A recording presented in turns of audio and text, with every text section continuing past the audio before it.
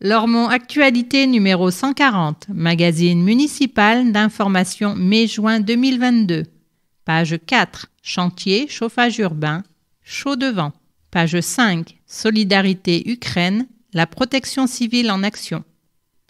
Page 9, la cravate solidaire, habille les candidats à l'emploi. Page 11, cité éducative, 4 ans pour réussir.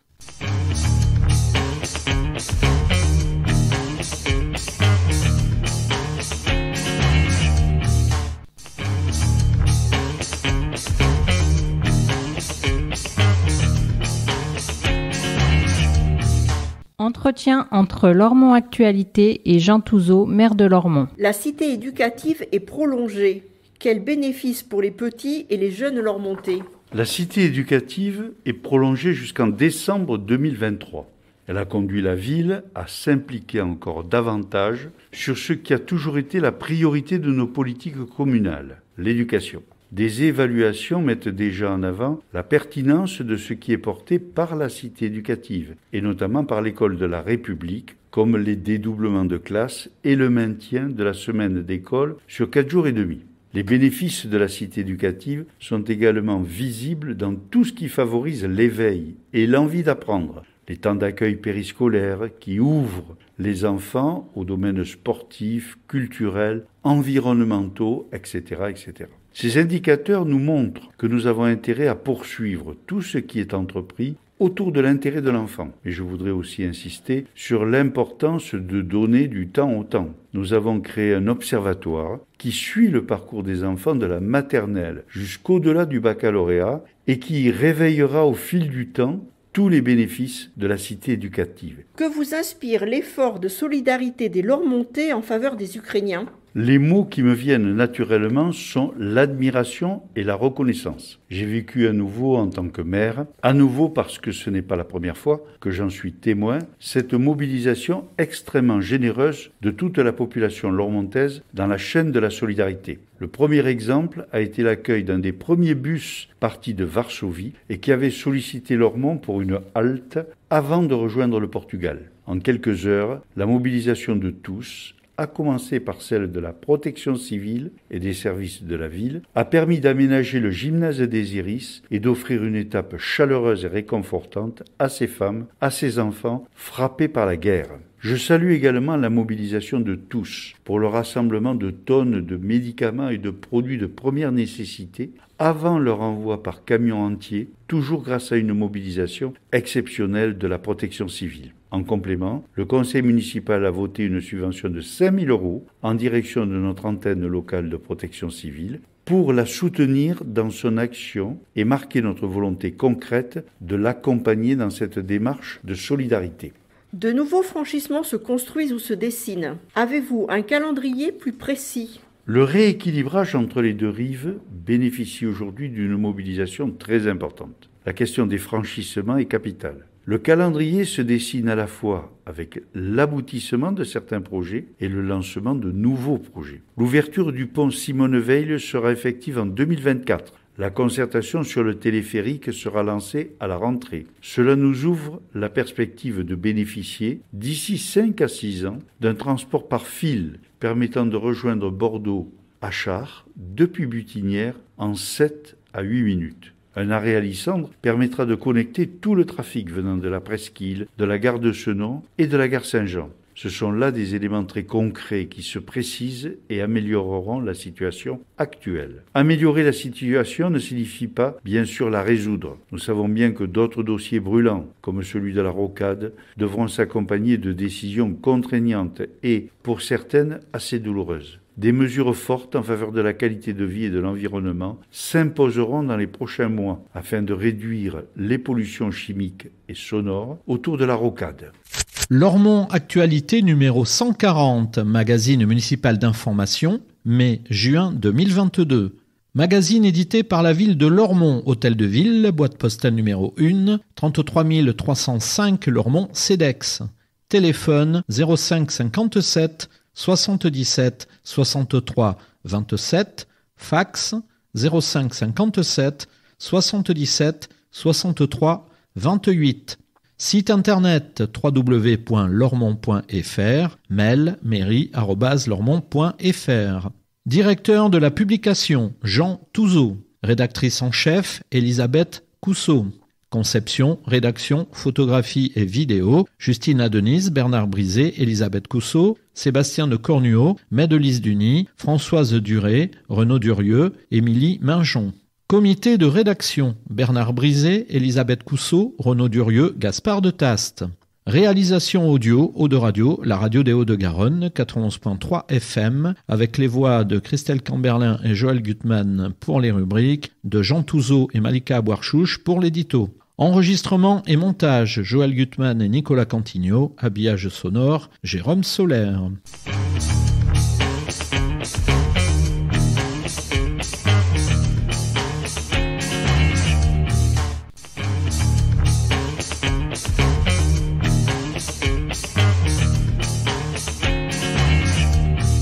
Au fait. Chaud devant. Le réseau de chaleur des Hauts-de-Garonne vit une rénovation et une extension sans précédent depuis sa création dans les années 60. 13 000 logements, bientôt 16 000, ainsi que de nombreux bâtiments publics sont raccordés à ce réseau souterrain constitué de canalisations doubles. Bordeaux Métropole a attribué cette délégation de services publics à Hauts-de-Garonne Énergie. 15 km de canalisations existantes sont en cours de remplacement et 9 km supplémentaires sont à créer. À Lormont, l'extension profitera aux Hauts-Carriers et à la Ramade. Débutée l'été dernier et alimentée par un budget de 30 millions d'euros, les travaux se poursuivront jusqu'en 2024.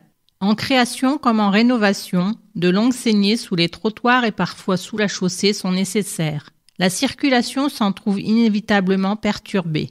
Le calendrier de ces chantiers, très susceptible d'évolution, est régulièrement mis à jour sur le site hauts-de-garonne-énergie.fr. Article complet sur lormont.fr. L'UBB au stade Ladoumègue. Les rugbymen de l'UBB ont récemment choisi le stade Ladoumègue pour s'entraîner. Une délocalisation qui a profité à un public lormontais, venu nombreux, assister à ce rendez-vous sportif exceptionnel. Un moment d'échange s'est tenu à l'issue de la séance entre joueurs et jeunes supporters, heureux d'approcher leurs joueurs préférés. Entreprenez avec le CitéLab.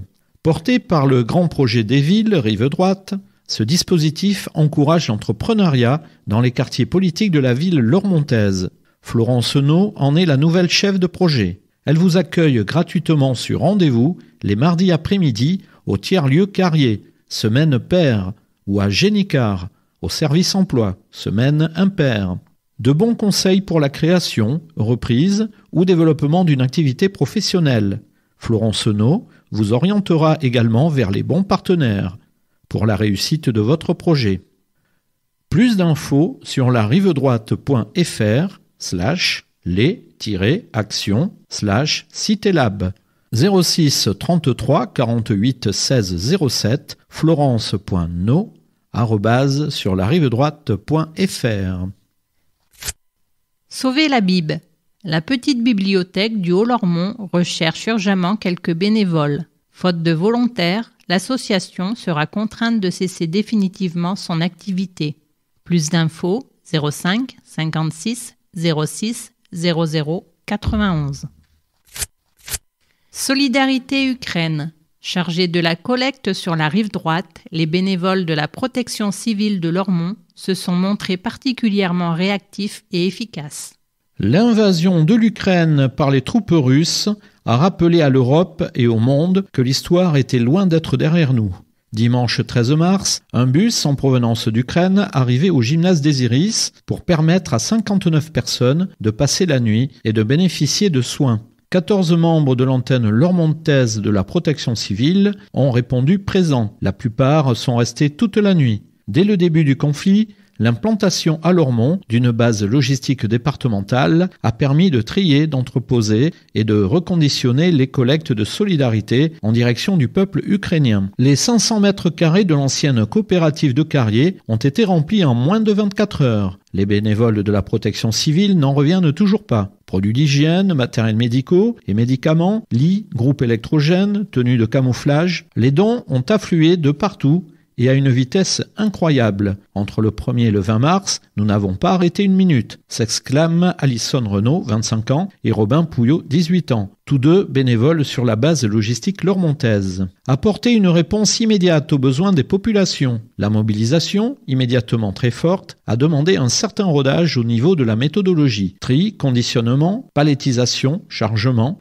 20 camions semi-remorques sont partis de Lormont, chargés de plus de 600 palettes. Les convois se sont dirigés vers Strasbourg et Rungis. Les deux bases logistiques nationales, puis vers la ville de Lublin, en Pologne, avant d'être acheminés en Ukraine et auprès des réfugiés des pays limitrophes. Grâce au maillage territorial de la protection civile et la coordination de l'Association des maires de France, la récupération et la redistribution des matériels collectés ont pu s'organiser promptement. Ce partenariat a permis à la ville de Lormont et plus largement aux villes de la rive droite de bénéficier d'un soutien logistique efficient pour acheminer les collectes jusqu'en Ukraine. Plus de 150 tonnes de dons ont été ainsi recueillis dans toutes les communes de France par la protection civile. L'objectif de cette opération est d'apporter une réponse immédiate aux besoins des populations déplacées en leur fournissant l'aide humanitaire d'urgence. De nombreux points de collecte, protection civile, ont été ouverts partout en France. Nous venons tous en fonction de nos disponibilités, mais les derniers jours ont été très éprouvants. Nous avons été victimes de notre succès et de la générosité des gens. Dons privés, cliniques, pharmacies, collectivités, gendarmerie, transporteurs, professions libérales. Aujourd'hui, les deux bases nationales sont pleines à craquer, mais nous devons pourtant poursuivre nos efforts car le conflit risque de durer, précise Tommy Carmona, 18 ans. Plus d'infos, protection-civile.org, article complet sur lormont.fr. Retrouvez Lormont Actu plurimédia sur bit.ly/lormontactu.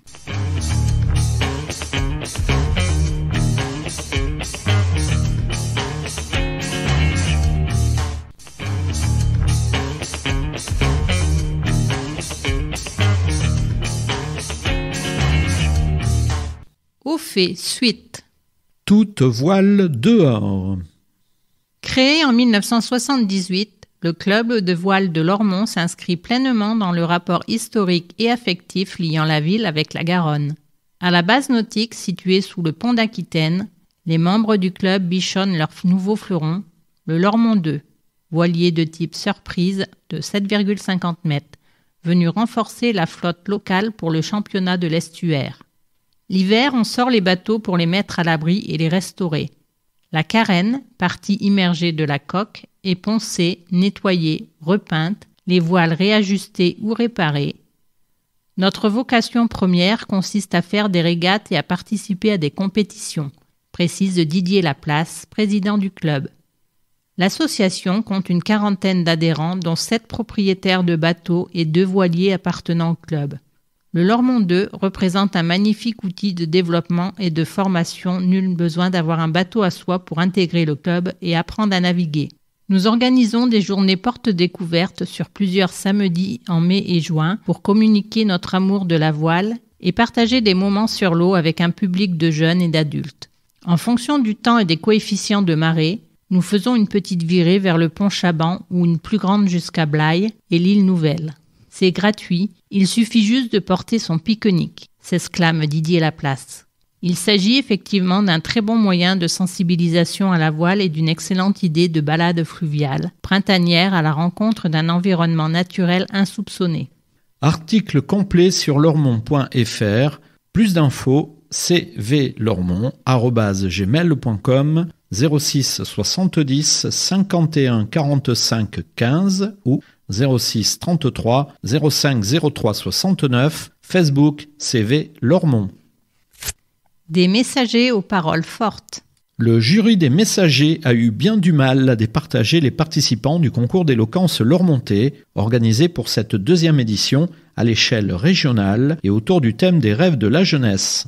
La victoire de Diamilatou a été accueillie dans un déluge d'émotions, rires et larmes mêlées par ses camarades de CM1 de l'école Condorcet de Lormont. C'est ensuite Djibril de la 3e 1 du collège Claude Massé d'Ambarès-et-Lagrave qui a porté le plus haut la parole des jeunes adolescents. Parmi les lycéens, Luc, représentant de la classe de première humanité du lycée Anatole de Monzy de Bazas, s'est montré le plus convaincant. Toutes catégories confondues, le nombre public a choisi de récompenser Inaya et la classe de CM1 de l'école Paul Fort de Lormont. Enfin, un prix spécial a honoré Yasser du lycée professionnel Jacques Brel de Lormont et sa classe entièrement masculine qui, à l'issue d'un long travail de maturation, ont défendu le rêve d'un monde qui ne maltraiterait plus les femmes. À découvrir en vidéo sur lormont.fr. La minute du maire. Chaque mois, Jean Touzeau vous donne rendez-vous pour une brève vidéo en lien avec l'actualité. Une occasion de plus de connaître les projets du moment et d'exprimer votre avis.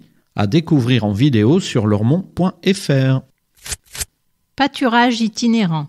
Suzanne Lefort est la bergère du troupeau de brebis landaises mis à disposition du GPV Rive Droite par le Conservatoire des races d'Aquitaine. Elle va entamer prochainement une nouvelle itinérance dans le parc des Coteaux et sillonner les verts pâturages de Carrier de mai à septembre. Les sites choisis sur les 4 communes, Senon, Bassins, Floirac et Lormont, privilégient les secteurs présentant un fort intérêt pour la biodiversité, dynamique et cycle de la végétation et les besoins des brebis. Nous rappelons qu'il est important de ne pas nourrir ni toucher les animaux et de garder les chiens en laisse à l'approche du troupeau. Plus d'infos sur larivedroite.fr. À découvrir en vidéo sur bit.ly/écopâturage. Prix du Bois Fleuri 2022. Le prix Graines de lecteur, 8-10 ans, a été attribué à Quand les escargots vont au ciel de Delphine Valette, Seuil Jeunesse. Le prix lecteur en herbe, 10-12 ans, a récompensé Valentine Gobi pour L'Anguille, TH Manier. Le prix roman, ado-adulte, a distingué Un garçon c'est presque rien de Lisa Balavoine, Rageot. Le prix bande dessinée a été décerné à 9603 km, l'Odyssée de 2 enfants de Cyril Pomès et Stéphane Marchetti, Futuropolis. Calamity de Rémi Chaillet et Dark Waters de Todd Haynes ont respectivement reçu le prix Cinekids, plus de 8 ans, et Cinéma, ado-adulte. Les œuvres primées ainsi que les nominés sont empruntables à la médiathèque du Bois Fleuri. À découvrir en vidéo sur lormont.fr. Artiste amateur. Vous êtes dessinateur, peintre, sculpteur ou photographe amateur. Du 7 juin au 2 juillet, exposez vos travaux au Salon des Arts Visuels de Lormont. Conditions de participation et inscription en ligne avant le 1er juin sur lormont.fr. Musique. Vous êtes musicien, chanteur, choriste et vous souhaitez participer à la fête de la musique à Lormont à titre individuel, au sein d'un groupe, d'un ensemble instrumental ou vocal, vous avez jusqu'au 1er juin pour vous inscrire. Formulaire en ligne sur lormont.fr. Plus d'infos 05 57 77 07 40 école.musique@lormont.fr.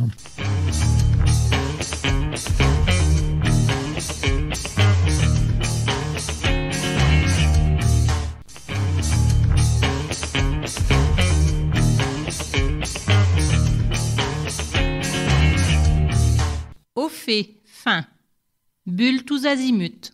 Le festival de la bande dessinée Fête des Bulles rassemblera à l'espace Garonne de Bassins le 14 et 15 mai une quarantaine d'artistes du 9e art autour du thème Jardin imaginaire. Carte blanche a été donnée cette année à Guillaume Trouillard, auteur-éditeur sensible aux pérégrinations oniriques et à l'écologie. Il présentera du 26 avril au 14 mai au Bois Fleuri une exposition rétrospective. Bullet en classe.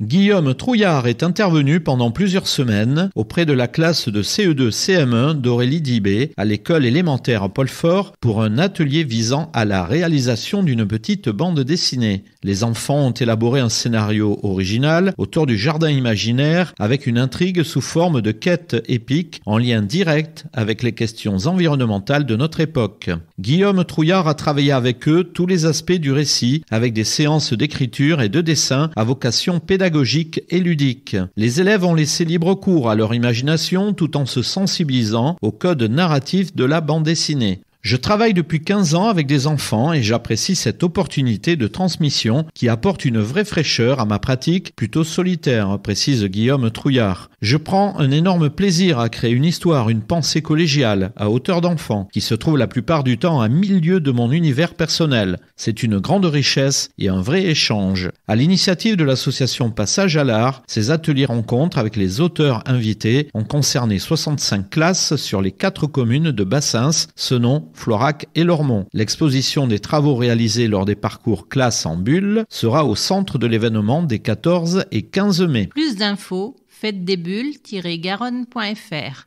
Article complet sur lormont.fr. Ouverture d'un théâtre à Carrier.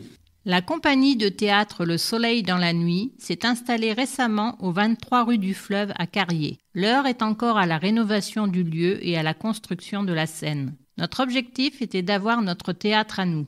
On a pu finaliser cet achat fin 2019, juste avant la pandémie. Notre activité ayant été très touchée par la Covid, nous avons mis toute notre énergie dans ces travaux. Nous espérons une ouverture au beau jour. Il est important de relancer notre activité et d'établir une programmation pour la rentrée prochaine, explique Fabrice Liot, l'un des fondateurs de la compagnie. La troupe pourrait accueillir le public d'ici cet été. Ce futur théâtre du Fleuve n'excédera pas 50 places assises et se voudra un lieu intimiste et polyvalent. Il pourrait également accueillir des séminaires, des formations, des stages ou d'autres spectacles. L'ouverture de ce théâtre va apporter une nouvelle dynamique à la compagnie, mais également au quartier, essentiellement résidentiel. Plus d'infos, soleilnuit.org, cie.soleil@gmail.com, 05 56 43 02 00. La cravate donne l'air solide. Une tenue inappropriée nuit gravement aux chances de recrutement.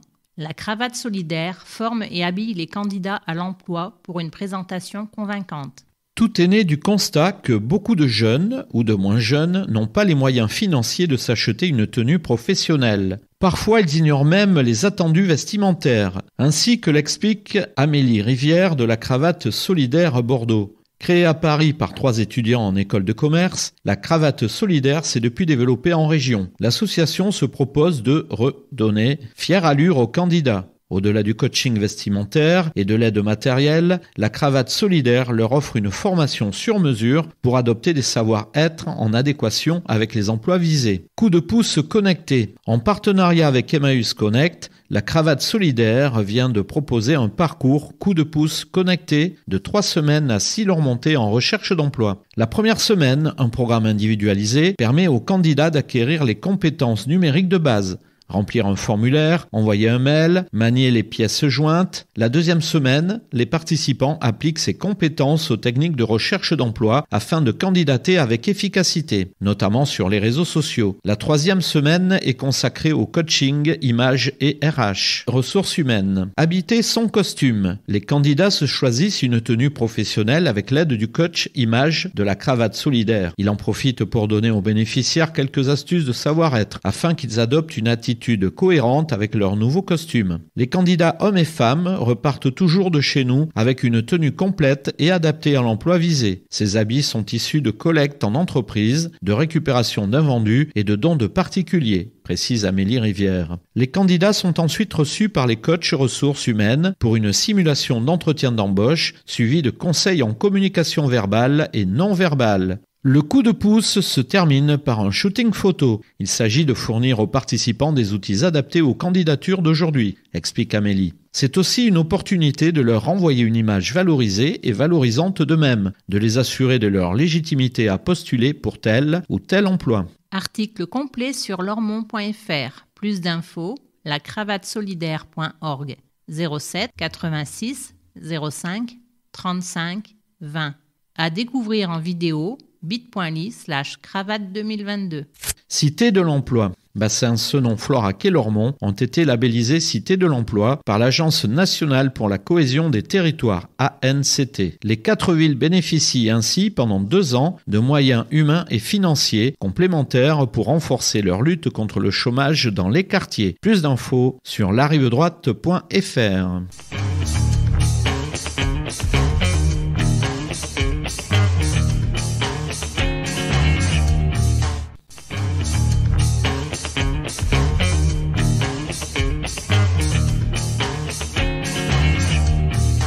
Regard. Éduquer, un défi collectif. Chef de projet de la cité éducative depuis 2 ans, Chloé Estève souligne la dimension coopérative de ce dispositif en plein essor. Label d'excellence et signe d'enjeux éducatifs forts pour Lormont, la cité éducative repose sur une convention entre la ville, l'éducation nationale, la préfecture et la caisse d'allocation familiale. La cité éducative est une méthode de travail qui mise sur une coopération de tous les partenaires socio-éducatifs, dont les associations. En favorisant les projets partagés, elle maximise les opportunités de découverte, d'apprentissage et d'épanouissement pour les 0-25 ans. Dispositif prolongé. Les cités éducatives ont été initiées en 2019-2020, en pleine crise du Covid. Après le confinement, l'attente d'actions immédiatement perceptibles était forte, se souvient Chloé Estève. 2 ans plus tard, elle dresse un premier bilan et peaufine l'articulation des projets entrepris. Lormont vient d'apprendre qu'elle bénéficiera d'une 4e année de conventionnement. C'est un signal fort qui témoigne de la dynamique positive de la cité éducative et une chance d'aller plus loin, analyse Chloé Estève. Dans et hors l'école, la scolarité tient une place prépondérante dans notre société, mais la cité éducative cultive aussi la curiosité, l'apprentissage et l'épanouissement en dehors de l'école. Sur chaque thématique, la cité éducative propose des projets destinés aux jeunes, aux familles et aux professionnels. Des formations au numérique ont ainsi réuni personnel municipal et éducation nationale, voir Lormont Actu 133. D'autres formations ont initié les familles aux usages d'aujourd'hui. Le Fab Lab du Bois Fleuri et le prêt de robots aux tout-petits vont dans ce sens, voir Lormont Actu 134. Ces outils captent facilement l'attention des enfants et des familles. Ils invitent aussi à questionner le monde et la place que nous avons chacun à y prendre, souligne Chloé Estève. Incitation au partage. La multiplicité des langues est une richesse, pas un frein à l'assertion, explique la chef de projet lormontaise. À travers l'ouverture aux langues, on travaille également le vivre ensemble. Aussi, le plurilinguisme est-il au cœur de nombreux projets, voir Lormont Actu 135. Ce sont autant de messages envoyés aux familles pour les accueillir et les associer aux projets éducatifs. Nous portons une attention très importante à la parentalité, à tout ce qui renforce l'implication des parents, à tout ce que parents et enfants peuvent partager. C'est le fil rouge de la cité éducative, conclut Chloé Estève. Plus d'infos, citééducative.fr, réussiteéducative@lormont.fr, 05 57 77 60 20, article complet sur lormont.fr.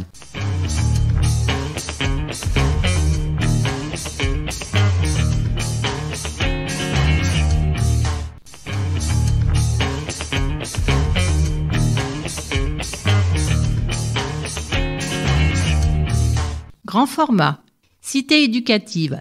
4 ans pour réussir. Depuis 3 ans et jusqu'à fin 2023, la cité éducative déploie des moyens exceptionnels et un effort de coordination sans précédent, dans et hors l'école. Elle ambitionne la réussite scolaire et plus encore l'épanouissement de chacun, de 0 à 25 ans.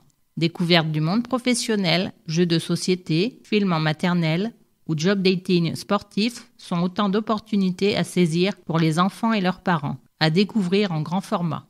Les parents sont pleinement associés au projet de la cité éducative. Au jardin d'Eugène, par exemple, les parents de l'école Eugène Leroy participent à la signalétique plurilingue, aux plantations, à l'arrosage pendant les vacances. Une réalisation à redécouvrir en détail en vidéo sur bit.ly/jardin Eugène. Le jeu en partage.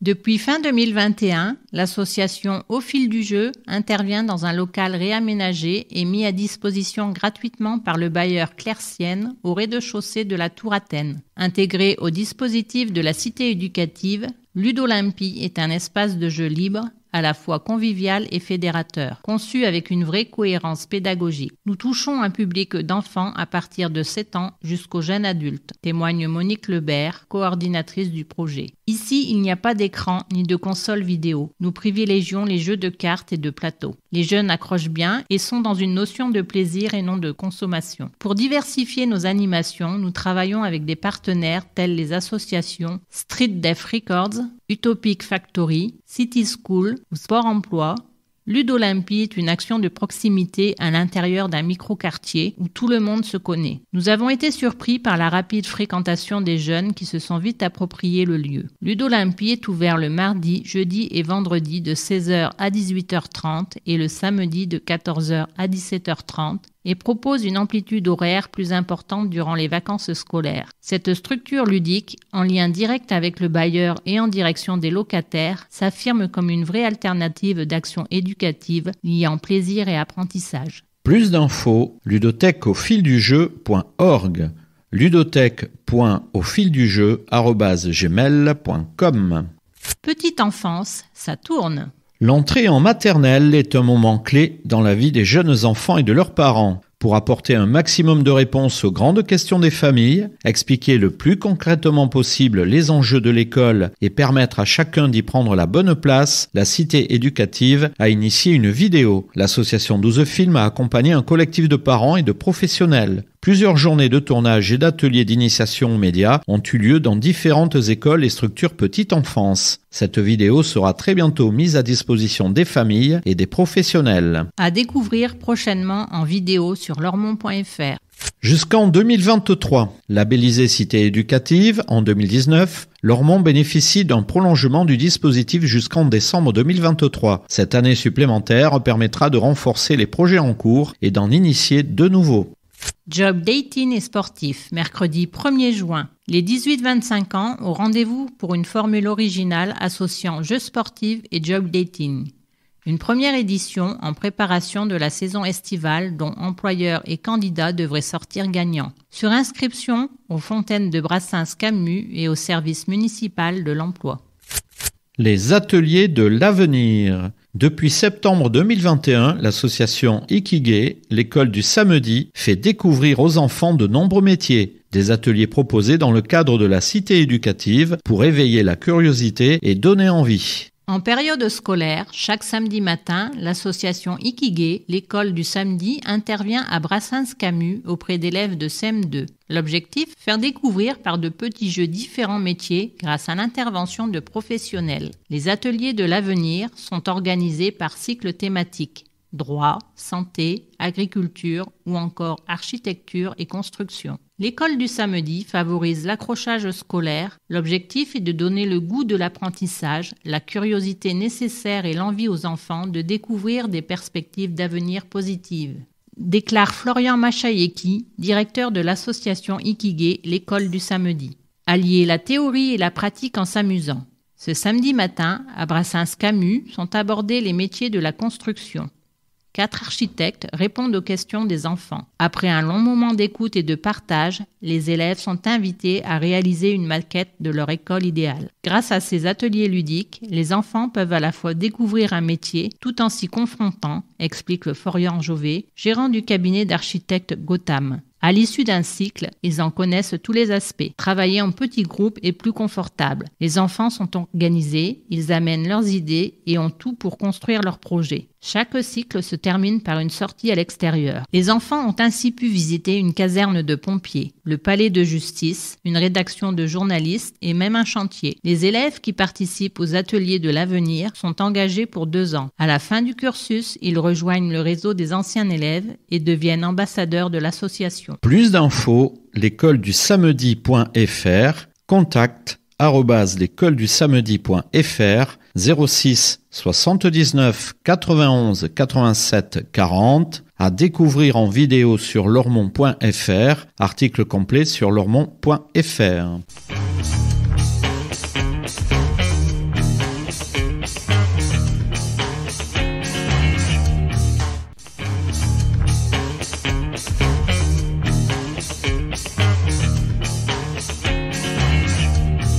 Pratique. Encombrant, prochaine collecte. Vous habitez en maison individuelle, sortez vos encombrants la veille du premier jour de collecte, c'est-à-dire le mardi 3 mai pour la collecte des 4 et 5 mai, et le mardi 31 mai pour la collecte des 1er et 2 juin. Cette recommandation ne concerne pas les copropriétés et l'habitat collectif public qui doivent se référer aux consignes des bailleurs et syndics. Plus d'infos 05 57 77 63 40.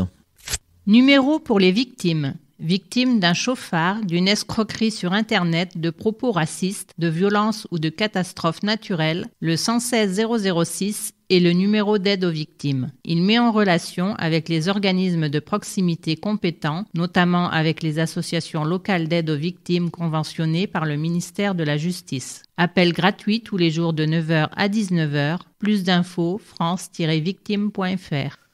Tondre son gazon, oui, mais aux heures autorisées. La saison des incontournables travaux de jardinage bat son plein. N'oubliez pas que tondeuses à gazon et autres matériels de jardinage ou de bricolage peuvent casser les oreilles de vos voisins. Pensez à les utiliser uniquement les jours ouvrables, de 8h à midi et de 14h à 19h30, les samedis de 9h à midi et de 15h à 19h, et les dimanches et jours fériés de 10h à midi uniquement. Respecter ces consignes, c'est respecter ses voisins. Votez en 2022. Pour voter aux élections législatives, assurez-vous d'être inscrit sur les listes électorales avant le 6 mai 2022, en particulier si vous venez d'emménager. Les procurations peuvent s'établir à l'aide du formulaire papier à remplir ou en ligne sur maprocuration.gouv.fr. Plus d'infos, élections@lormont.fr 05 57 77 63 70. Pièce d'identité, attention au délai.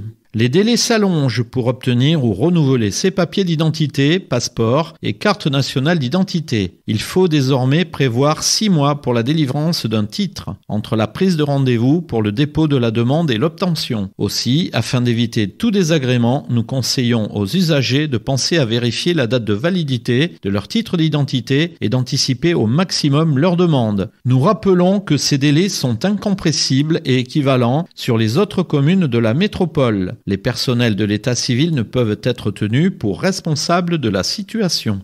Voyager pendant les vacances. Destination est une aide financière accordée par la région Nouvelle-Aquitaine aux jeunes de 16 à 25 ans qui ont un projet de voyage individuel ou collectif en France et en Europe. Pour le montage du dossier, il faut se rapprocher du service jeunesse de Lormont. Plus d'infos, service jeunesse au 05 57 77 31 52. jeunesse@lormont.fr.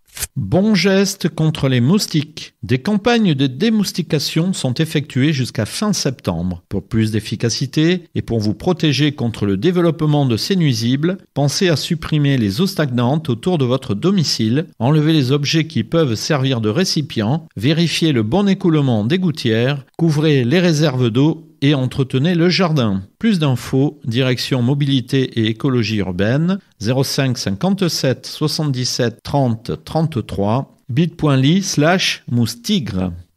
Don du sang, 3 fois rien pour sauver une vie.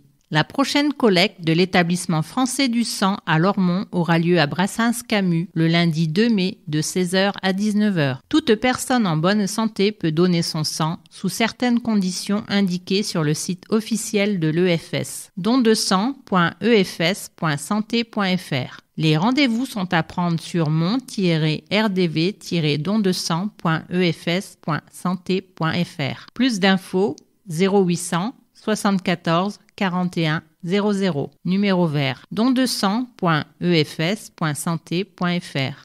Famille d'accueil, faire partager son quotidien. Le Centre d'échanges internationaux recherche des familles d'accueil bénévoles et enthousiastes à l'idée de partager leur quotidien avec un lycéen étranger. Ces jeunes viennent en France un semestre, une année ou juste quelques mois pour apprendre le français. Si l'expérience vous intéresse, faites-vous connaître.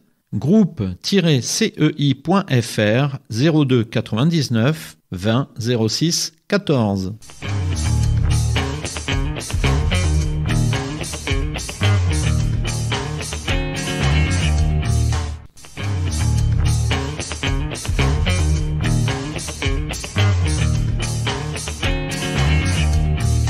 Tribune, espace d'expression des groupes politiques conformément à la loi du 27 février 2002. Majorité municipale, nous, Lormont. Parti socialiste, Parti communiste, Europe Écologie Les Verts.